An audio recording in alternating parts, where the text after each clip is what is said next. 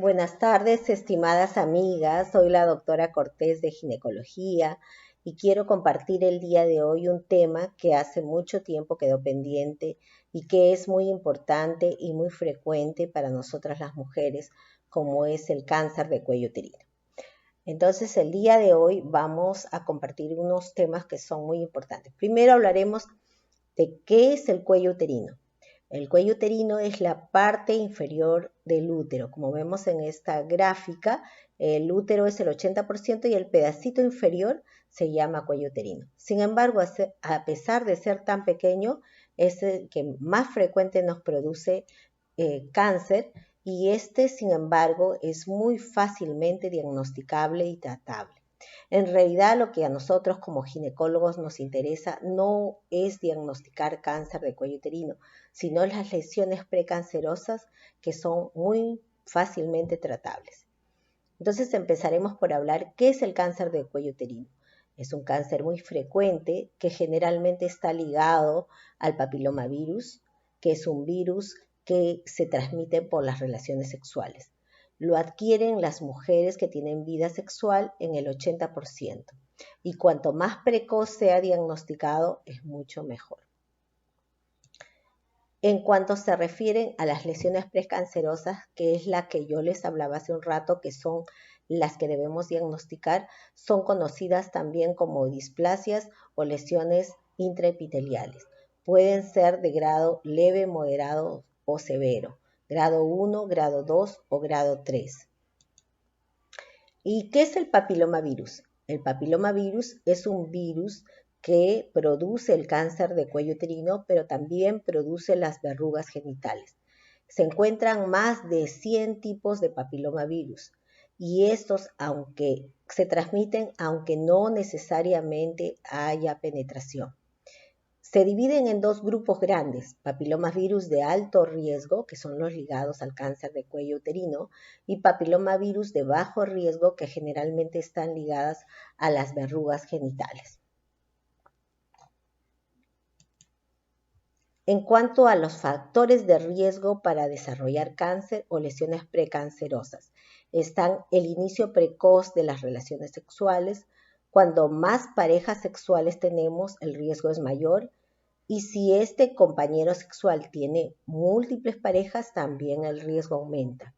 Antecedentes de infecciones de transmisión sexual, el hecho de fumar también aumenta el cáncer de cuello uterino y por supuesto el hecho de tener infecciones por papilomavirus. ¿Cómo debemos prevenir el cáncer de cuello uterino? Una de las cosas más importantes es la vacunación.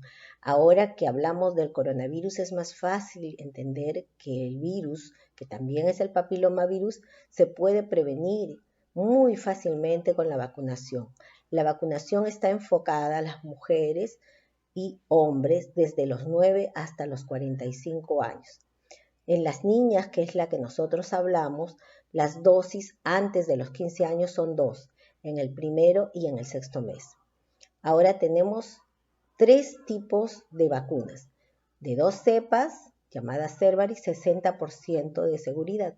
Gardasil 4, que es la que han recibido nuestras niñas por el Ministerio de Salud a los 11 años, que nos protege 70%, y Gardasil 9, que nos protege 90%.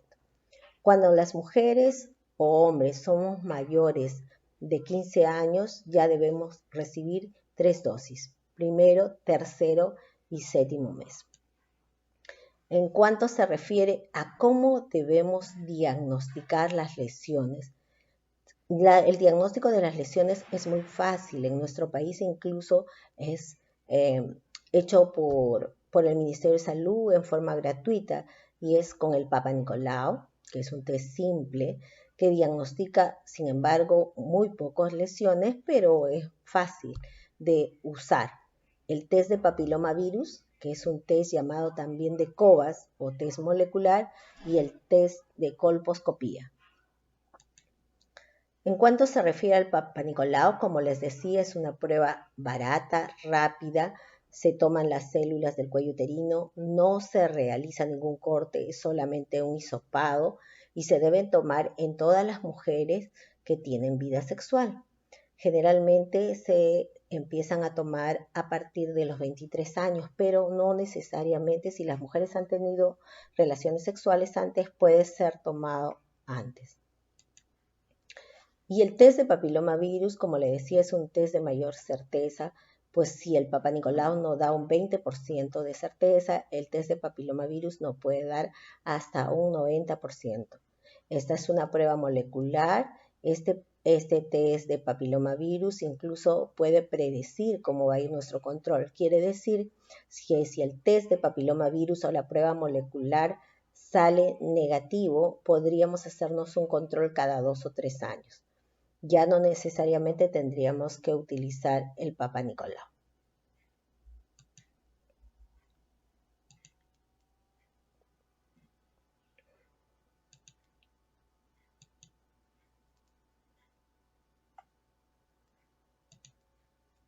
En cuanto se refiere a la colposcopía es un examen que detecta las lesiones, ya no solamente el virus del papiloma, sino las lesiones que se han producido por este virus.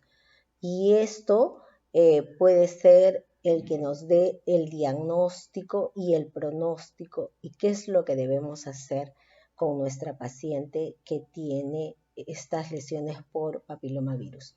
¿Cuáles son los síntomas de las lesiones precancerosas?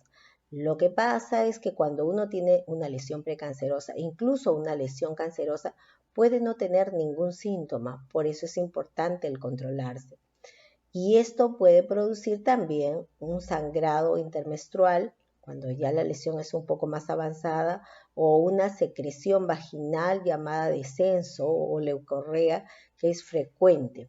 Cuando vemos estas cosas, siempre debemos pensar que hay una lesión en el cuello del útero.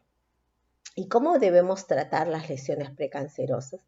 Cuando la lesión precancerosa es leve, o una displasia leve o NIC1 como también se llama, el tratamiento muchas veces puede ser expectante, puede solamente controlarse porque el pronóstico es muy bueno.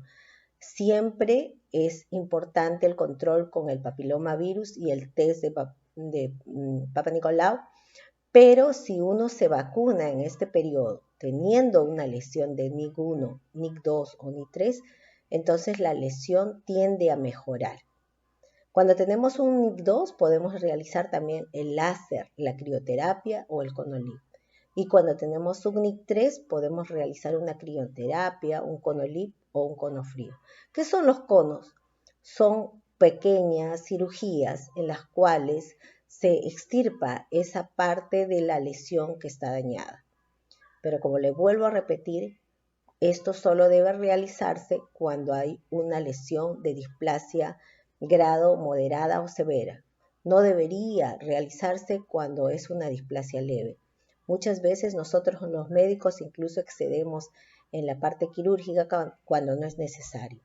Y siempre debemos llevar una terapia expectante que nos dé a nuestras pacientes una mejor evolución. Y finalmente decirles, queridas amigas, que prevenir es lo mejor. Chequearse es importante. No debemos esperar a tener síntomas para acudir a nuestro médico. Un chequeo anual es salvador para nuestras vidas. Cuídense y nos estamos viendo pronto.